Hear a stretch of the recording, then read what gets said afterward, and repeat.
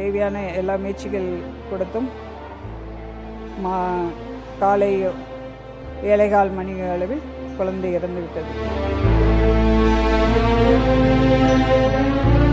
But operation பண்ணியும் patient அந்த ஷாக்லேருந்து வெளியே வரல.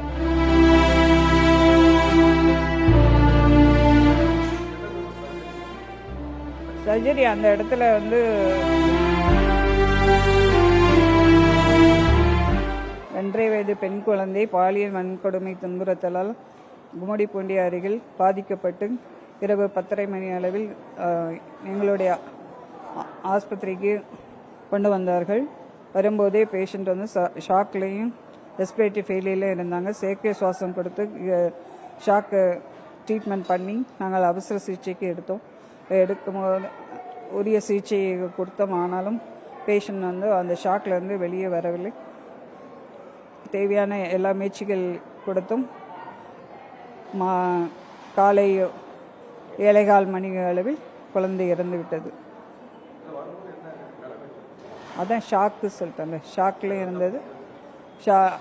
இல்லை, ரத்தம் போய் ஷாக்கில் தான் வந்தது. ஷாக்கில் தான் வந்தது. எல்லா ரத்தமும் அங்கேயே போயிடுச்சு. இங்கே நம்மகிட்ட வரும்போது ரத்தம் இல்லை. பிபி லோவாகி, பிபி இல்லை, பல்ஸ் இல்லை, மூச்சுமே அரெஸ்ட் ஆயிடுச்சு.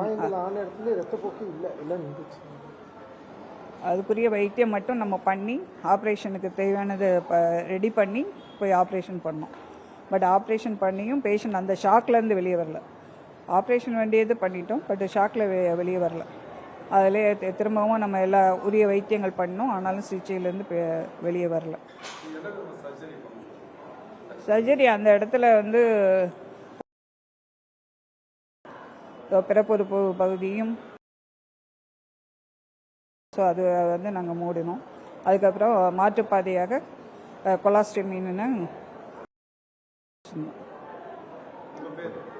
என் பேர் விஜிலா, டாக்டர் விஜிலா.